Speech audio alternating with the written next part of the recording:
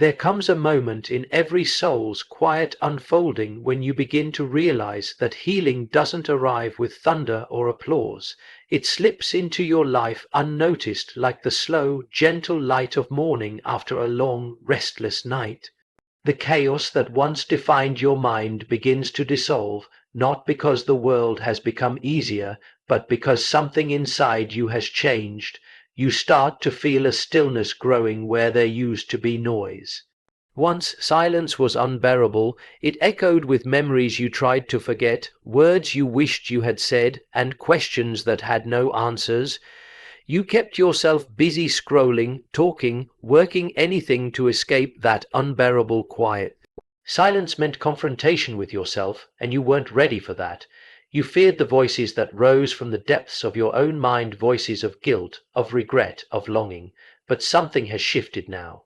Slowly you notice that silence doesn't hurt anymore. It feels softer, almost sacred. You sit in a quiet room, and instead of panic, you feel peace. You listen to the rhythm of your breath and realize you are no longer running from yourself. The thoughts still come, they always will, but now you let them pass through without clinging to them. You have learned the art of watching without reacting, of feeling without drowning. This is the first true sign of healing, when you find peace in your own company. You no longer crave constant distraction because you've made peace with your own mind. The same silence that once felt like a cage now feels like freedom. You begin to sense that silence is not empty, it's full of answers, full of understanding. In it you hear your own truth whispering back to you. Healing in its essence is a return to this inner quiet. It is when the battle between who you are and who you pretend to be starts to end. You don't need to fill every moment with sound, validation, or movement. You no longer measure your worth by noise or attention. Instead, you are content to just be. In the quiet, you begin to see the patterns of your own heart. You notice what brings you peace and what disturbs it. You realize how much energy you once spent trying to avoid stillness and how much wisdom it was holding all along. It's in these moments of calm that you begin to rebuild from within, not through effort, but through presence. And so, when silence no longer frightens you, when your own thoughts feel like companions instead of enemies, that's when you know you've healed more than you realize. Because peace doesn't come when the noise stops outside of you. It comes when harmony begins inside of you.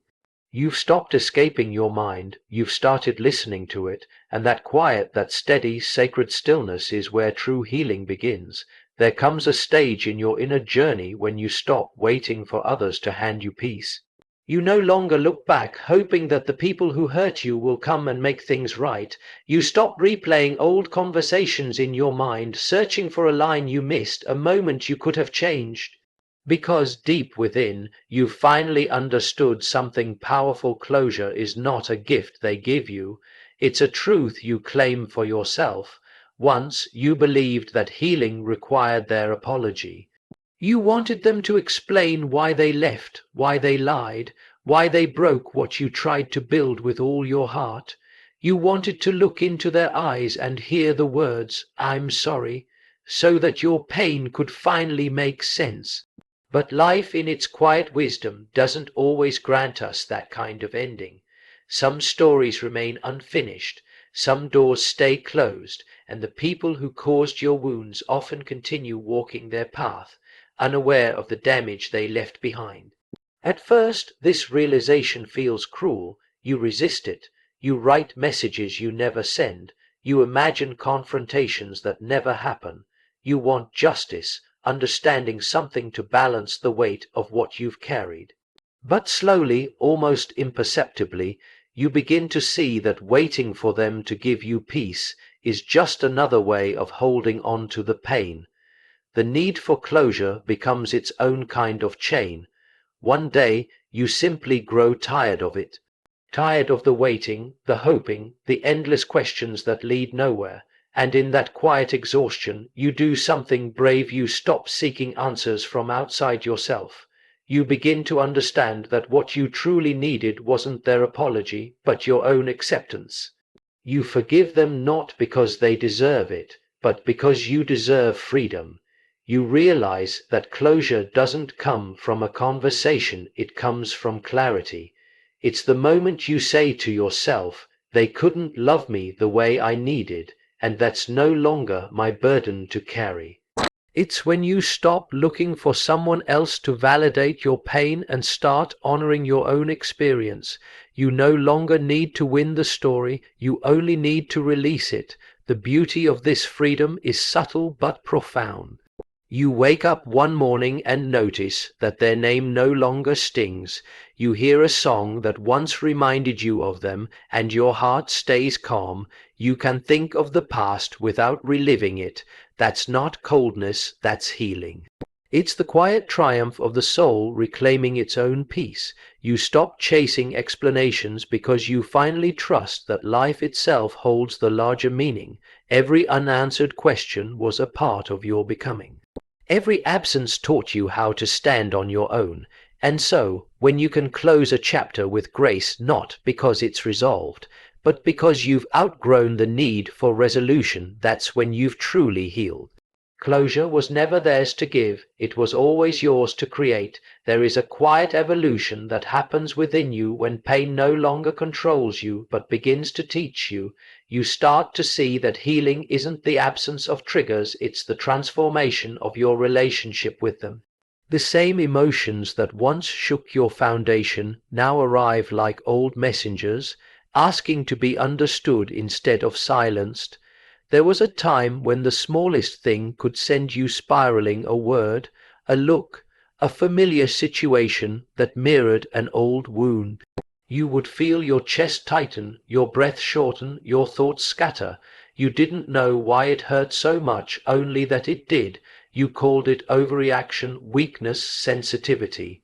But in truth, it was your inner self calling for attention, a voice from the depths saying, "Here is something still unhealed. Please listen." For so long you avoided these moments, you ran from them, numbed them, or disguised them as anger. You thought healing meant never being triggered again, never feeling the sting of the past. But now you know better. You've begun to understand that triggers are not enemies, they are mirrors, reflecting the parts of you still waiting for compassion. When pain rises now, you no longer ask, "Why is this happening to me?" You ask, "What is this showing me?" That shift from resistance to curiosity marks the beginning of wisdom. You breathe through the discomfort instead of fighting it. You allow the feeling to exist, knowing that every emotion, no matter how heavy, carries truth within it. You notice patterns that once went unseen. Perhaps your fear of rejection is not about this moment, but a remnant of a childhood where love was uncertain. Perhaps your anger isn't hatred, but a voice for boundaries you never learned to set. Each reaction holds a story, and every story asks for your understanding. By facing what you used to avoid, you begin to integrate the fragmented parts of yourself. This is the deep work of healing, not to erase the pain, but to meet it with awareness. Each time you observe a trigger without being consumed by it, you reclaim a piece of your power. You become less reactive and more reflective.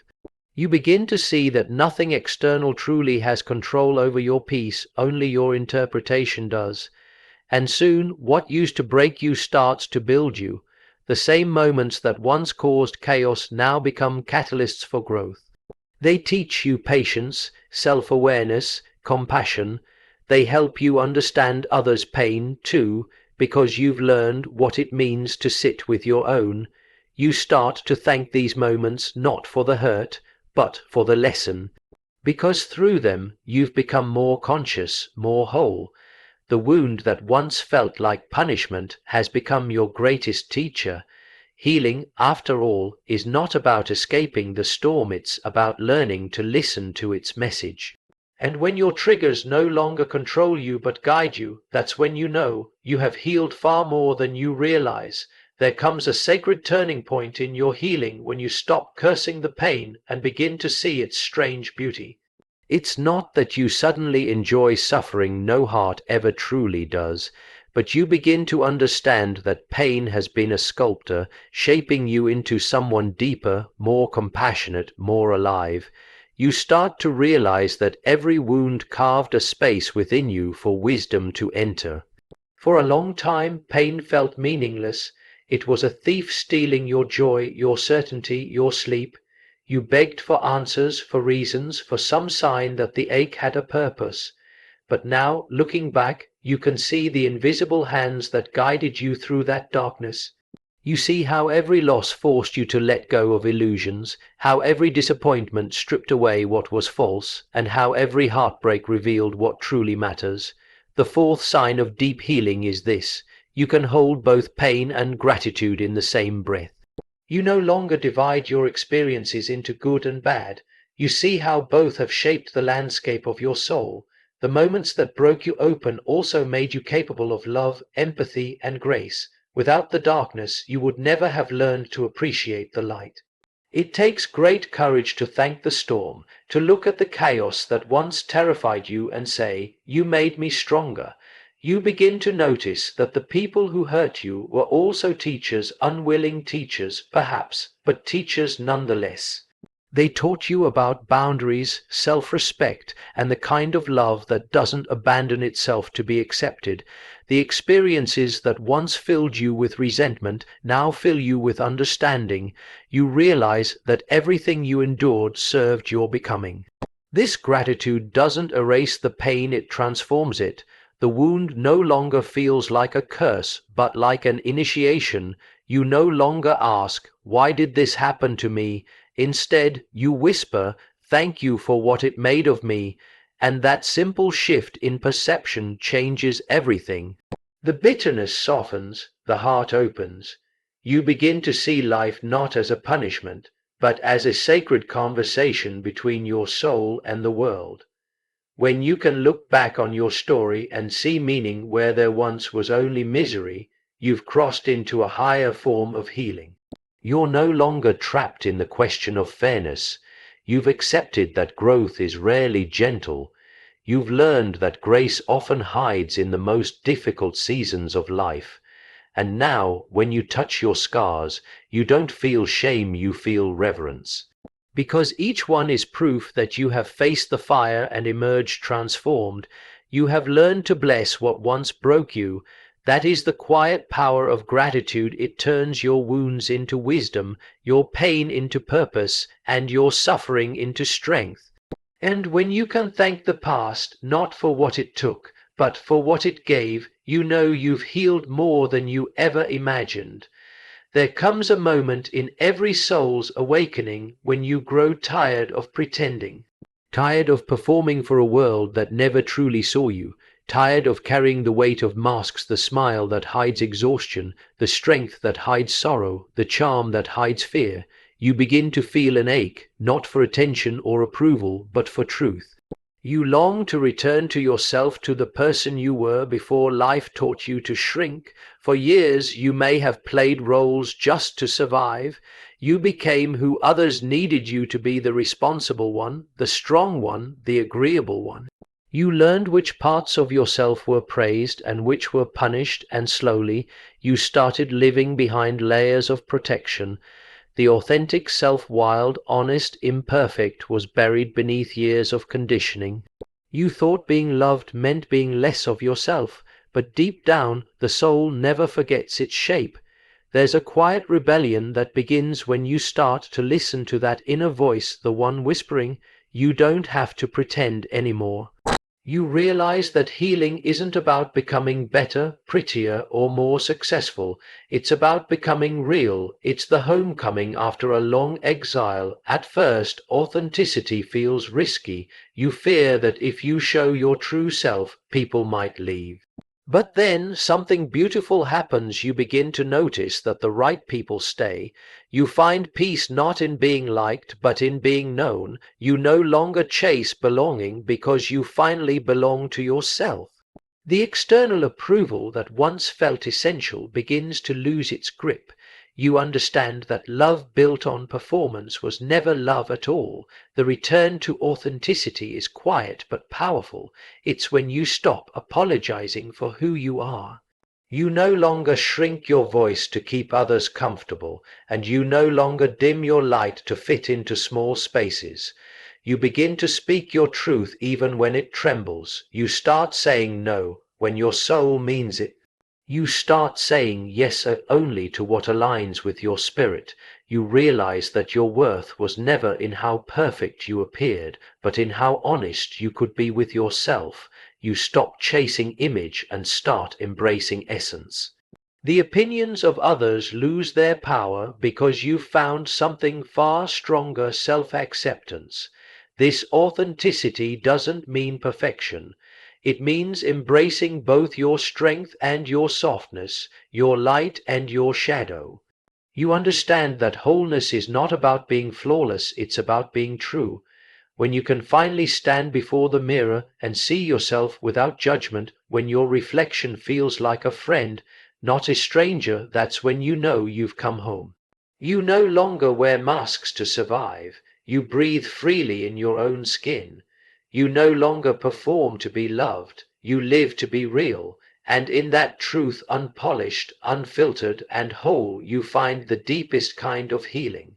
There comes a sacred calm after the storms, a moment when you stop fearing life and begin to trust its mysterious rhythm.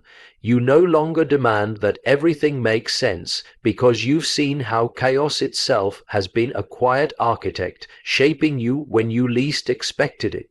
The heart that once clenched with fear now opens to the unknown. The final sign that you've healed more than you realize is that you have begun to trust life again. Once uncertainty terrified you. You wanted every outcome to be clear, every path to be predictable. When things didn't go according to plan, you took it as failure or punishment. You saw endings as loss, rejection as proof of unworthiness, pain as evidence that life was against you. But time and suffering have softened that view.